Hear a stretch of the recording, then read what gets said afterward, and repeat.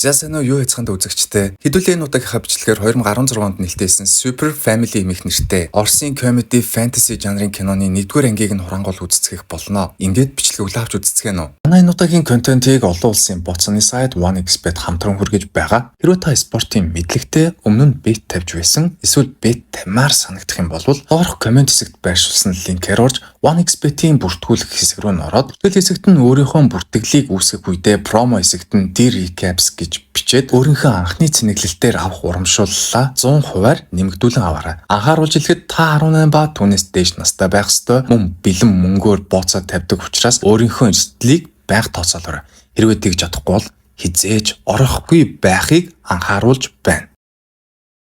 Тэгэхээр энэхүү кино ихтлгийг мэн чиглээд хар ирчээр нисэж буй солирын дур зураглаар эхлэх ба. Москва хотын хаа нэгтээ Олег хэмээх нэртэй нэг залуу Валерий хэмээх нэртэй хүнээс $1 сая их хэмжээний төрс зээлэр аваад өнөөх төрсөө эргэлтэнд оруулж илүү их мөнгө хийх санаатад зээлэр авсан төрснүүдэд тээвэрлэх гээд зав үлсэлсэн чинь өнөөх зав нь ердөөл 600 кг ачаа даах хүчин чадалтай зав байж таараад завчин Олегт миний зав ердөөл 600 кг ачаа даан шүү. Хэрвээ чи илүү ачаатай бол ачаагаа багасгаарай гэж хэлсэн чинь Олег 1 тонн ачаагаа яг 600 кг байгаа гэж хэлж ачуулаад эргэрүү хамтаа хөдөлсөн чинь 600 кг-ийн хүчин чадалтай зав нь живээд Олег тэр дороо $1 сая өрөөнд ороо зогсохгүй. Завчаа хахад худлаа хэлж даацсан тэтэрсэн ачаа ачиж завийг нь живүүлснээсээ болж нэг илэгдүүлж унаад хохирлыг нь барагдуулахаар өөрийнхөө машиныг өгч оронд нь хууч машиныг нь аваад найз бүсгүй болох Светлана дээрээ очдог. Олегийн найз бүсгүй Светлана нь банкнд тэлэр идэг ба. Асуудалд орсон Олег найз бүсгүйдээ нанаасаа $1 сая мэдэгдэхгүйгээр хулгайлаад өгөөч гэж гуйсан чинь найз бүсгүй нь чи нааг тэгш оронд оруулах гээд байгаа юм уу? Чамд үнэхээр л тиймх мөнгө хэрэгтэй болсон юм бол хоёулаа аав дээр очиж байшингаа зараад мөнгөнд туслалцаа үзүүлээч гэж гуй гэж хэлээд Олегийг дагуулад хөдөө амьдардаг гэр бүлийнхэн дээрээ ирдэг. Ингээд хөдөө гэр бүлийнхэн бүх гишүүдийг цогтой амьдрах ёстой гэж боддог Светланагийн аав нь үргэлж өгөхийг хүсдэг Светланагийн өвөө нь олонний танил болохыг хүсдэг эгч нь насанд хүрч том хүн болохыг хүсдэг эгчийнх нь охин нь бас яаж ийж байгаад цэрэгт явахыг хүсдэг эрэгтэй дүүн гээд нийтдээ 5 хүн цогтой амьдарцгаадаг ба. Светлана аавтай Олегт мөнгө хэрэг болоод байгаа та байшингаа зараад мөнгөнд туслалцаа үзүүлээч гэж гуйсан чи аав нь Олегт мөнгө хэрэг болсны төлөө бид нар байшингаа зарахгүй. Одоо тэг бид нар өөрсдөө хаана амьдрах юм? Наад Олег чинь дандаа л хэрэгтэй хэрэггүй бизнес санаа ярьж явж идэг. Тэг нэг юм хийхлээрээ заавал дампуурдаг, заавал бүтлгүүддэг. Би яасан ч Олегт мөнгө гаргаж өгч чадахгүй гэж хэлээд охин хүргэн хоёртоо мөнгөнд туслалцаа үзүүлэхээс татгалзахтай зэрэгцэн. Киноны эхний үзэгдэл дээр гарсан солир эдний байшингийн дээврийг цөм мөргөж газартаад шалыг нь цөмлөөд нэлээд гүн доошоогоо орчихдог. Тэгсэн чинь Светланагийн аав нь хэдүүлэн солирыг ухаж гаргаад засгийн газарт зарыг. Тэгээ олсон мөнгөөрөө Олегийн үрийг нь дарж өгцгөөе. Хурдан газар малтаж ухаас солирыг гаргацгаа гэж хэлээд гэр бүлийнхнэрээ солирыг ухуулдагч гэрийнх нь бүгд унтцгаагаад Олег шүнжэнгөө газар малтаад өглөө нар мандахтай зэрэгсэн солирыг газрын гүнээс гаргаж ирдэг.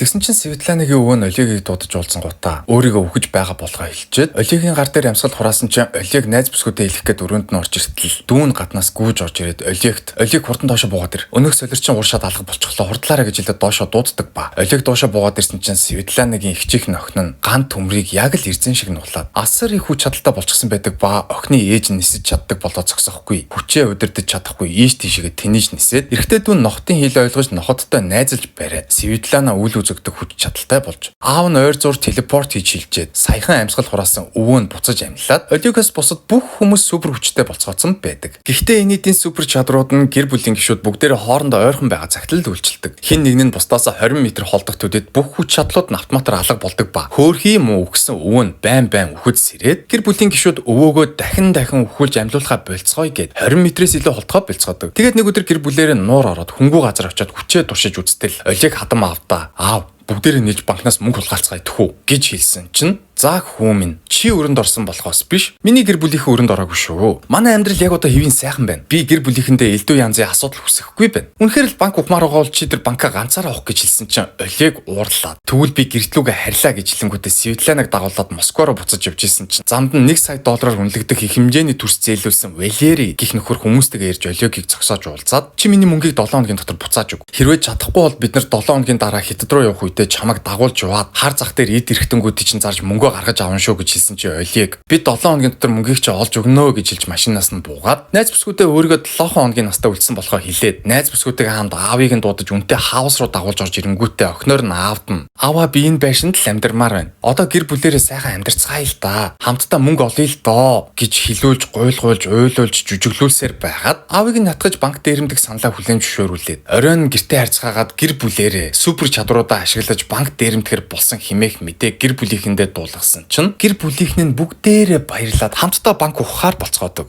Тэгээ маргааш нь Олег хадмуудтайгаа нийлж банк ухах төлөвлөгөөгөө боловсруулж ухах банкаа тоожиглоод Светлана алга болгох чадвараа ашиглаж Олегтай хамт банк руу ороод мөнгө хадгалдаг өрөөний код болон нууц сейфнийхэн дугаарыг цээжилж байсан чинь гэр бүлэрээ сууж явсан машиных нь арталт цагдаа нар ирж машинтай нь хөөгөөд 20 метрийн рейнжнээс нь гаргацсан чинь банкн дотор мөнгө хадгалдаг сейфний дугаарыг хараад зогсож исэн Светланагийн хүчин гинэтхэн арилаад банкны ажилчны өмнө нүцгэн гараад ирдэг ба гэр бүлийн гишүүд бүгдээр машинаасаа бууж банк руу гүйцгээгээд 20 метрийн рейнжинд орж Светланагийн хүчийг нь сэргээгээд банкнаас амжилттай гаргадаг. Тэгсэн чинь Светланаг харсан банкны ажилтан залуу гаднаас орж ирсэн үйлчлүүлэгчтэй би сүүлийн 5 жилийн турш амралтаа нэг ч аваагүй. Үнэхээр ядаргаанд орж байгаа шиг байна гэж хэлээд киноны сын цааш солигдож манаахан гэртээ ирцгээснийхээ дараа гинэтхэн бодлоо өөрчилцгөөгд Олегоос бусд нь бүгдээр банк ухахаа болохоор шийдтэл Олег бусдыгаа гуйж говшиж ятгсаар байгаад банк ухах төлөвлөгөөн дээр бат үлдээтэл Светланагийн их чинь тэгвэл би мөрөөдлө биелүүлчихэд банк ухъя. Өнөөдөр авиаслаг монголчууд гэдэг шиг нэг тийм авиаслаг хүмүүсийн оролцох ёстой жижигхэн шоу болно. Би тэнд очиж нисдэг үзүүлбэрээ үзүүлмээр гэж хэлээд гэр бүлийнхнийгээ дагуулад авиаслаг хүмүүсийн оролцож буй шоун дээр ирээд нисдэг үзүүлбэрээ үзүүлэхээр болдог ба. Тухайн үедээ их чинь гинэтхэн сандарснаасаа болоод хүчээ удирдах чадахгүй тэр чигтээ нисээд барилгаас гараад явцсан чинь Олег араас нь гүйж байгаа түрс зээлсэн Валери болон түүний хүмүүстэй таарч зодуулснаасаа болж хадмуудтай уурандаа та нар ёстой арчаагүй амьтад супер хүч чадaltaй юм биш түүгээрээ юу ч хийж чадахгүй. Банк дээрэмдэхгүй бол банк дээрэмдэхгүй л байна үз. Би ганцаараа явж тэр банкаа дээрэмдлээ гэж хэлээд банк руу явах гэсэн чинь хадмууд нь Олегийг хүлж машиндаа суулгаж байгаад Олег зориулж өөрсдөө банк дээрэмдэж өгөхөөр болоод Светланагийн их чинь нисэж банкны хаалгыг гинжээр хүлээд охиноороо мулт татуулж хаалгыг нэвдүүлэнгүүтээ банк руу орж банкны цэфтэй өрөөний хаалгыг ч майлгаагүй охиноороо цөм өшөглүүлж дотгошоо ороод цэфийг нь охиноороо өргүүлж гадагшаа гарч ирэнгүүтээ ахаад охиноороо цэфнийх нь хаалгыг мулт татуулаад дотор нь байсан мөнгнүүдийг авч байсан чинь банкны тохиолдол дуурснаас болоод хамгаалтын цагдаа нар наашаага ирдэгч Светланагийн эрэгтэй дүүн нохоттой ярих чадвараа ашиглаж нохотоор өөдөөс нь туулгуулад банкнаас мөнгөө хулгайлаад амжилттай гэртээ ирцгээдэг. Ийхүү гэр бүлийн гишүүдээ хэмжээний мөнгөтэй болсны дараа өвөө нь гэр бүлийнхэндээ хандан "За одоо би та нарт санаа зовох шаардлагагүй боллоо. Та нар надтай ойрхон байгаад тахлаар би өгч чадахгүй байна. Одоо ингэж салцгаая. Би эндээ 50 өгмээр байна" гэж хэлээд гэр бүлийнхнээсээ салж үлддэг ба гэр бүлийнх нь 20 м холдох төдийд өвөө нь нас барж машин дотор үлдсэн бусад бүх хүмүүсийн чадвар нь тэр дороо үгүй болж Светлана гинэтхэн "Хүүе хүмүүсээ бид нар юу хийгээд байгаа юм бэ? Өвөөгөө ингэж хайж явж болохгүй штэ. Яг одоо буцацгаая. Очиж өвөөгөө авъя" гэж хэлсэн чинь Олег "Чи өвөөгийн хамгийн сүүлийн хүслийг биелүүлэх ёстой. Өвөө өөрөө л үххийг сонгосон" гэж хэлээд хүн чанаргүйгээсээ болж машинаас нь хулгайлсан мөнгөнийхөө талтайгаа хамт хөөгдөж